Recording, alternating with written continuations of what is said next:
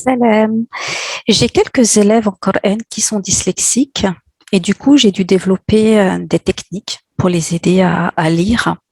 Ils suivent déjà des orthophonistes de leur côté, mais voilà, pour le Coran, pour la langue arabe, j'ai voulu en fait développer, essayer plusieurs méthodes pour voir celle qui marche le mieux avec eux. Il y en a une qui fonctionne plutôt pas mal. Ça prend du temps par contre, mais au moins elle porte ses fruits, doucement mais sûrement. Donc je vais vous la partager.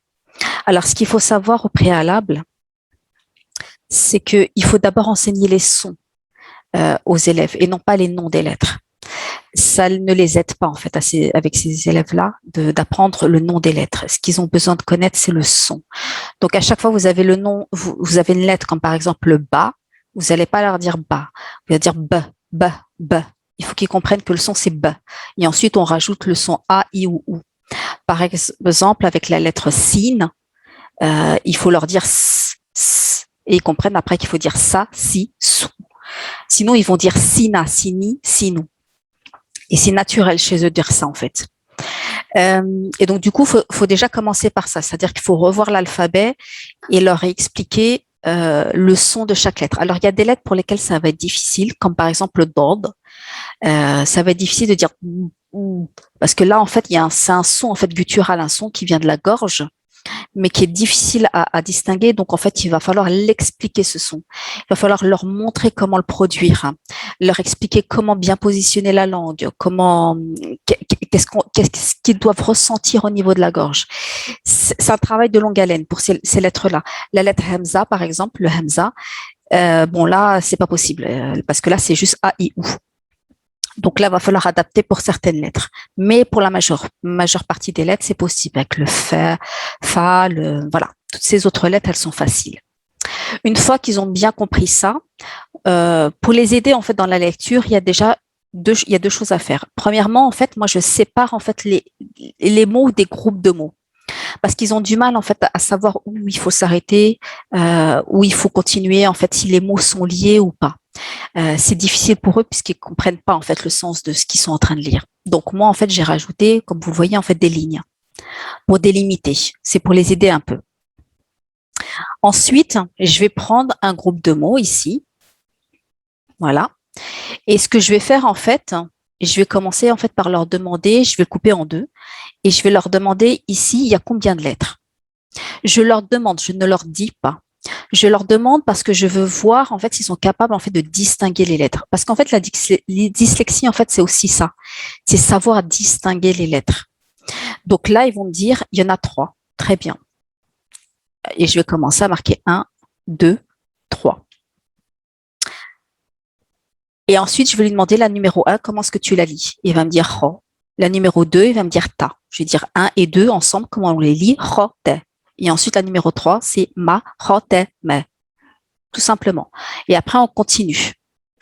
Après, ils savent que cette lettre-là, elle ne se lit pas, ni celle-là. Et donc, du coup, ensuite, on continue. Après, je prends un autre groupement de mots. Pareil, je leur demande, il y a combien de lettres?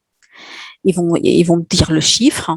Et ensuite, je vais marquer le nombre de chiffres, chaque chiffre. Et ensuite, ils vont devoir lire la 1, ensuite la 2, après la 3, et ensuite tout ensemble. Et après, une fois que vous avez terminé, ce que vous pouvez, au départ, je fais juste ça mot par mot, groupement de mots avec groupement de mots. Au départ, ne faites que ça pour que vraiment ils s'habituent en fait à repérer. Laissez-leur le temps de compter le nombre de lettres. Des fois, ils vont mettre du temps parce que, voilà, par exemple ici, ils ont souvent tendance en fait à oublier les lettres de prolongation. Mais quand je leur demande en fait combien il y a de lettres, ils vont compter 1, 2, 3, 4, 5, 6. Et je vais marquer 1, 2, 3, 4, 5, 6. Quand je vais dire 1 et 2, ils vont comprendre. Quand je vais dire 3, ils vont se souvenir que c'est une prolongation, alors qu'au départ, ils ne l'auraient pas lu, la prolongation. Et donc voilà. Et petit à petit, en fait, comme ça, vous faites ça pendant une séance, 2 séances, 3 séances, ils s'habituent. Et même au sein de la même séance, vers la fin, vous verrez en fait que vous n'aurez plus besoin en fait de leur demander, ils vont vous lire naturellement quand ça va être simple, parce qu'ils auront calculé rapidement. Et donc, du coup, ils vont vous les lire rapidement sans même avoir besoin de vous dire la 1, c'est ça, la 2, c'est ça, la 3, c'est ça. Ils vont y arriver, en fait, petit à petit. Après, ce que vous pouvez faire, au départ, comme je vous ai dit, je fais juste groupement de mots, groupement de mots, groupement de mots. Ils apprennent juste à lire les mots les uns à la suite des autres. Avec toutes les règles de tâche, bien entendu, ici avec une qalqala, ici avec une prolongation, voilà. Et après, et on continue avec les versets qui suivent. Et après, ce que vous pouvez faire, c'est une fois qu'ils ont distingué chaque mot individuellement, vous pouvez leur demander après de vous lire un tronçon d'une traite, sans s'arrêter. Euh, mais de temps en temps, il ne faut pas non plus les décourager. Il faut qu'ils arrivent d'abord en fait à s'habituer en fait à la technique et après, Inch'Allah, ils vont y arriver. Cette méthode-là, il faut qu'ils l'emploient aussi à la maison. Et il faut qu'ils continuent à lire. C'est ce que je leur demande, c'est de continuer à lire à la maison en utilisant cette méthode-là, en comptant le nombre de lettres et en lisant. Je leur ai préparé aussi un document dans lequel j'ai regroupé en fait la majeure partie des règles de tajwid pour qu'ils puissent en fait se repérer et regarder et se rappeler avec les codes couleurs. Ça c'est bleu, je me souviens. Ça c'est orange marron, je me souviens. Ça c'est vert, je me souviens. Voilà. Ça peut les aider, ça aussi. Je vais vous montrer après à quoi ça ressemble. Voilà, donc ça c'est la technique avec les enfants dyslexiques. Ça demande beaucoup de temps parce qu'il faut leur laisser le temps déjà de reconnaître les lettres, de compter le nombre de lettres, de reconnaître chacune des lettres, de bien les prononcer et ensuite de lire le mot en entier d'une traite.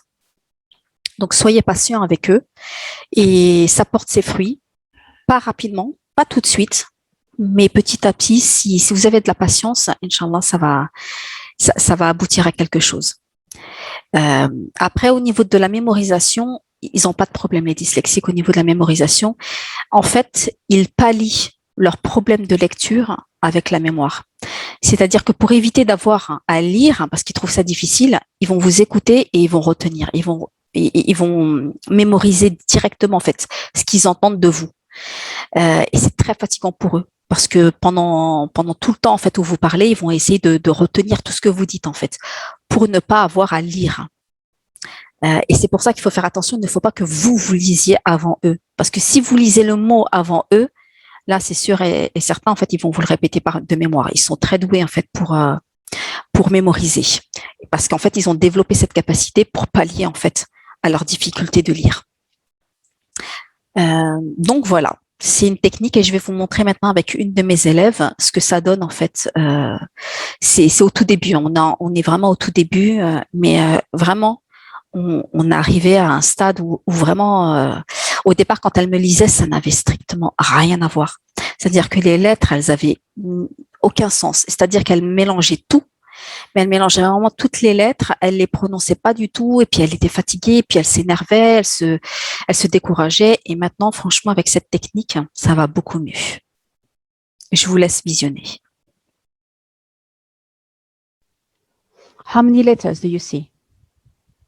1, 2, 3, 4, 5, 6, 6. Yallah. First one. Qaf, Qu, Qu, good. Qu, Qul, Lu, Qulu, Qulu, number 3. Qulu. Excellent. Number 4. Qulu, Bi. Good. Number 5.